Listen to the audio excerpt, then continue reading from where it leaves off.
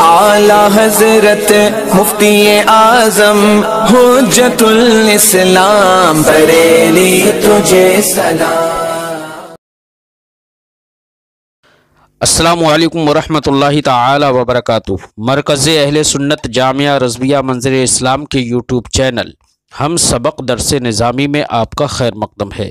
پیارے بچوں، جنہوں نے اب تک ہمارے چینل کو سبسکرائب نہیں کیا ہے وہ ضرور سبسکرائب کر لیں اور بیل آئیکن یعنی گھنٹی بھی بجا دیں تاکہ ہر ویڈیو کی نوٹیفیکیشن اطلاع اپلوڈ کرتے ہی آپ تک پہنچ جائے، اور اپنے ساتھیوں سے بھی شیئر کریں، شیئر کرنا نہ بھولیں تاکہ ان کو بھی فائدہ حاصل کرنے کا موقع ملے، اور بات پسند آئے تو لائک بھی کیا کریں اور اپنے قلبی تأثر کو ضرور کمنٹ کر کے بتائیں۔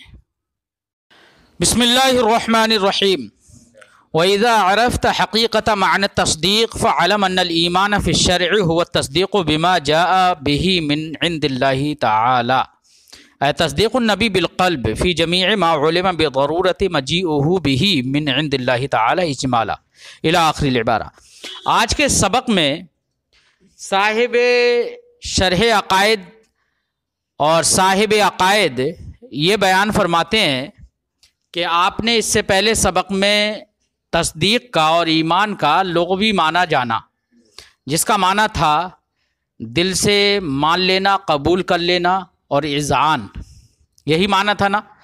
شریعت میں تصدیق اور ایمان کہتے ہیں التصدیق بما جاء به النبی صلی اللہ علیہ وسلم، نبی کریم صلی اللہ علیہ وسلم جو بھی لے کر آئے، جو بھی احکام، چاہے وہ اوامر ہوں یا نواہی ہوں، چاہے توحید و صفات سے متعلق ہوں یا دیگر احکامات ہوں، جو بھی سرکار لے کر آئے ان تمام کو دل سے مان لینا، سرکار کی دل سے تصدیق کر دینا ان تمام امور میں، چاہے ان کی تفصیل معلوم نہ ہو، اجمالاً تصدیق کرنا کہ جو بھی نبی لے کر آئے ہیں وہ حق ہے نا، یہ کیا ہے؟ ایمان ہے۔ اب نبی نے توحید کا پیغام دیا، توحید مان لینا ایمان، اللہ کی صفات مان لینا ایمان، نبی نے اپنی رسالت کا اعلان کیا، رسالت کو مان لینا۔ تو اب تفصیلاً چاہے نہ معلوم ہو کہ کیا کیا چیزوں کو ماننا ہے، تفصیلاً چاہے نہ معلوم، لیکن اجمالاً تصدیق کر دینا یہ ایمان ہے نا۔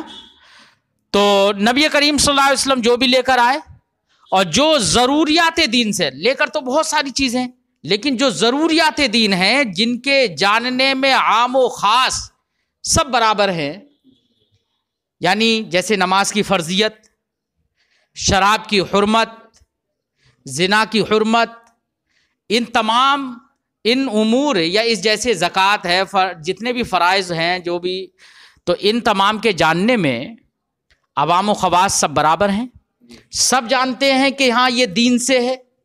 تو جن امور کا دین سے معلوم ہونا عوام کو بھی معلوم ہو، خاص کو بھی معلوم ہو، خواص سے مراد علماء، عوام سے مراد وہ لوگ ہیں جو کہ علماء کی صحبت میں رہتے ہوں، تو ایسے لوگوں کو جن کا دین سے ہونا معلوم ہے وہ سب ضروریات دین کہلاتے ہیں۔ تو ضروریات دین کی تصدیق کر دینا اجمالاً یہ ایمان ہے، چاہے تفصیل ان کی معلوم نہ ہو۔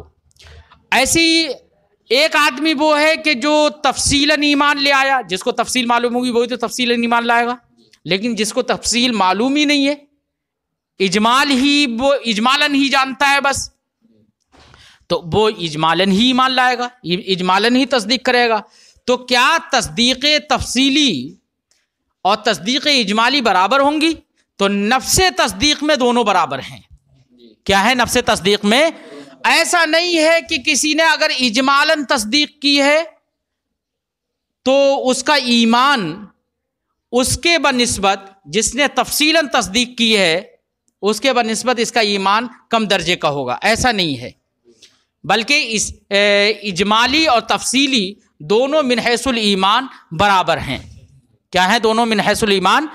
ہاں، اگر تفصیلاً علم ہے اس کو اور تفصیلاً تصدیق کر رہا ہے تو اس میں کمال ہوگا۔ کیا ہوگا؟ تو شدت و ضعف اس کے کمال و نقصان کے اعتبار سے ہوگا، نفسی ایمان میں نقصان نہیں ہوگا، بلکہ مراتب ایمان اور درجہ ایمان جو ہوگا وہ شدت و ضعف کے اعتبار سے اس میں تفاوت ہو سکتا ہے، لیکن نفس ایمان میں تفاوت نہ۔ تو ہمارے نزدیک ایمان وہ ماہیت بسیطہ ہے۔ کیا ہے؟ ماہیت بسیطہ ہے۔ وہ زید کا جتنا ایمان ہے وہی عمر کا ایمان ہے، چاہے زید نے تفصیلاً ایمان زید لے کر آیا ہو اور عمر اجمالاً لے کر آیا ہو، لیکن دونوں کا ایمان برابر ہے۔ نفس ایمان میں کوئی کمی بیشی نہیں ہے۔ شدت و ضعف جو ہوتا ہے ایمان میں وہ اعمال کے لحاظ سے ہو سکتا ہے، سمجھے نہیں؟ تو تصدیق وہ ایمان شرعی کس کا نام ہے؟ التصدیق بما جاء به النبی صلی اللہ تعالی علیہ وسلم، ہے نا؟ یعنی ضروریات دین کی تصدیق کرنا۔ بات سمجھ میں آئی؟ لہذا اگر کوئی ضروریات دین کی تصدیق مطلب کرتا ہے اور کوئی بھی ضروریات دین میں سے کوئی امر ایسا ہے کہ جس کی وہ تکذیب بھی کرتا ہے، کیا کرتا ہے؟ تکذیب بھی کرتا ہے، تو وہ مومن نہیں ہوگا۔ ایسے ہی کوئی شخص اللہ کی وحدانیت کو تو مانتا ہے، اللہ کو ایک تو مانتا ہے، لیکن ساتھ ہی ساتھ بت پرستی بھی کرتا ہے نا؟ اللہ کی صفات کا اعتراف کرتا ہے لیکن زنار باندھتا ہے، یعنی علامات تکذیب اور امارات تکذیب شارع نے جن کو قرار دیا ہے وہ کام کرتا ہے، تو وہ مومن ہوگا، لغتاً تو مومن ہوگا۔ کیوں؟ لغتاً اس نے اذعان و قبول کر لیا، لیکن شرعاً اب بھی وہ مومن نہیں ہوگا۔ بات سمجھائی نہیں؟ لغتاً تو مومن ہو گیا وہ، کیونکہ اذعان و قبول پا لیا گیا، کیونکہ اللہ کی توحید اس کی صفات کا اعتراف کر رہا ہے اور دل سے مان رہا ہے، لیکن ساتھ ہی ساتھ عمل کیسا کر رہا ہے؟ کفر والا، جس کو ایسا عمل کر رہا ہے جس کو شارع نے علامت تکذیب قرار دیا ہے، تو یہ عند الشرع کافر مومن نہیں ہوگا، کافر ہی رہے گا، لیکن لغتاً وہ مومن ہوگا، سمجھے نہیں؟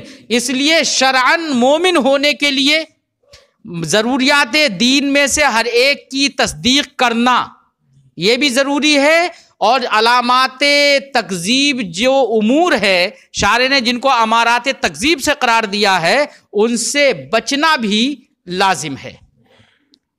بات سمجھائی؟ لہذا کوئی نماز پڑھ رہا ہے، روزہ رکھ رہا ہے، خوب اچھے اچھے کام کر رہا ہے، لیکن نبی کے آخری نبی ہونے کا انکار کر رہا ہے، اور حالانکہ ہمارے نبی صلی اللہ علیہ وسلم کا آخر النبیین ہونا، خاتم النبیین بمعنی آخر النبیین ہونا، یہ اجماع سے ثابت ہے، نصوص قطعیہ سے ثابت ہے، سمجھے نہیں؟ یہ ضروریات دین سے ہر عام و خاص جانتا ہے، اب اگر کوئی اس کا انکار کرے تو وہ کافر ہوگا، مومن نہیں ہوگا۔ کیوں؟ اس لیے کہ اس نے ضروریات دین میں سے یہ امر تھا اور اس کا اس نے انکار کر دیا۔ بات سمجھ میں آئی؟ فرماتے ہیں وَإِذَا عَرَفْتَ حَقِيقَةَ معنی تصدیق، جب آپ تصدیق کے معنی کی حقیقت سمجھ چکے، فعلم تو آپ جان لیجئے ان الایمان فی الشرع هو التصدیق بما جاء به من عند اللہ، کہ شریعت میں ایمان نام ہے اس کی تصدیق کرنے کا جو نبی کریم صلی اللہ علیہ وسلم اللہ کی طرف سے لے کر آئے، جو بھی احکامات ہوں۔ اے تصدیق النبی بالقلب، نبی کی تصدیق کرنا دل سے، تصدیق کرنا دل سے کا مطلب دل سے مان لینا ان تمام امور میں، فی جمیع ان تمام امور میں، ما علم بضرورہ مجیئہ، جن امور کا لانا ضرورت سے معلوم ہو گیا، ضرورت سے معلوم ہو گیا مطلب جو ضروریات دین سے ہونا جن کا معلوم ہے کہ یہ ضروریات دین سے ہے اور سرکار ان کو لے کر آئے ہیں، تو ان تمام کی تصدیق کرنا یہ واجب ہے۔ نبی کی تصدیق کرنا قلب سے ان تمام امور میں، ما علم بضرورہ، جن کا ضروریات دین سے ہونا معلوم ہے، مجیئہ سر بہی، اور جن کے بارے میں یہ معلوم ہے کہ سرکار ان کو لے کر آئے ہیں، اور وہ ضروریات دین سے ہیں، کہاں سے لے کر آئے؟ من عند اللہ، اللہ کی بارگاہ سے، اللہ کی طرف سے، اجمالاً، یعنی تصدیق کرنا اجمالاً یہ لازم ہے، یہ ہے ایمان۔ فإنہ کاف فی الخروج عن وحدۃ الایمان، ذمہ ایمان سے، ایمان کی جو ذمہ داری اور اس کے اوپر جو عہد ہے ایمان لانے کا، اس ایمان لانے کے عہد سے نکلنے کے لیے ایمان اجمالی کافی ہے نا؟ بری ذمہ ہو جائے گا کہ ہاں ایمان لے آیا۔ ولا تنحط درجتہ عن الایمان التفصیلی، ایمان اجمالی کا درجہ ایمان تفصیلی سے گرتا نہیں ہے، نفس ایمان دونوں برابر ہیں۔ فالمشرک المصدق بوجود الصانع و صفاتی، لہذا کوئی ایسا مشرک ہو جو کہ بتوں کی پرستش کرتا ہو، ایسا شخص تصدیق کر رہا ہے صانع اور اس کی صفات کے وجود کی، ہے لا یکون مومنا، تو تصدیق تو کر رہا ہے لیکن پھر بھی شارع کے نزدیک عند الشرع وہ مومن نہیں ہوگا۔ کیوں؟ الا بحسب اللغہ، ہاں بحسب اللغت مومن ہوگا کیونکہ اذعان و قبول پا لیا گیا ہے، لیکن امارات تکذیب سے ابھی نہیں بچ رہا ہے، اس لیے شارع کے نزدیک یا عند الشرع وہ مومن نہیں ہوگا۔ فرماتے ہیں لا یکون مومنا، وہ مومن نہیں ہوگا الا بحسب اللغہ، مگر لغت کے اعتبار دون شرع، شرع کے اعتبار سے نہیں۔ کیوں شرع کے اعتبار سے مومن کیوں نہیں ہے؟ لاخلالہ بالتوحید، کیونکہ شرع میں شرک جو ہے وہ توحید کے خلاف ہے، توحید کے خلاف ہے، وہ توحید میں مخل ہے نا۔ وَإِلَيْهِ الْإِشَارَةُ بِقَوْلِهِ، اسی کی طرف اشارہ ہے اس قول سے اللہ رب العزت کے، کیا وَمَا يُؤْمِنُ أَكْثَرُهُم بِاللَّهِ إِلَّا وَهُم مُشْرِكُونَ، ان میں اکثر لوگ اللہ پر ایمان نہیں لاتے مگر یہ کہ وہ مشرک ہوتے ہیں، یعنی حالانکہ اللہ کو تو سبھی مانتے ہیں، اللہ کو، اور اللہ رب العزت کی الوہیت یہ ہر ایک کی قلب و عادت، قلب کے اندر ہر ایک کی فطرت میں اللہ نے پیدا فرما دی ہے، یہ تو الوہیت کا ثبوت فطرتاً ہوتا ہے، تو یہ تو سب مانتے ہیں لیکن پھر بھی بت پرستی کرتا ہے، تو اس بنا پر وہ کافر ہی ہوگا، مشرک ہی ہوگا، سمجھے نہیں؟ تو اس آیت کریمہ سے ایمان شرعی کی طرف اشارہ ہے کہ ایمان مومن شرع کے اندر وہ نہیں ہے، اگرچہ وہ اللہ کو مان رہا ہے کیونکہ وہ شرک کر رہا ہے ساتھ میں، تو یہ شخص جو کہ اللہ کی توحید اور اس کی صفات اور اس کے وجود کا اقرار کرتا ہے، اعتراف کرتا ہے، تصدیق کرتا ہے، لیکن پھر بھی شرک کرتا ہے، بت پرستی کر رہا ہے، تو ایسی صورت میں یہ لغتاً تو مومن ہوگا کیونکہ اذعان و قبول پا لیا گیا، لیکن شرعاً ابھی بھی مومن نہیں ہوگا، جیسے کہ آیت کریمہ نے یہ بتایا۔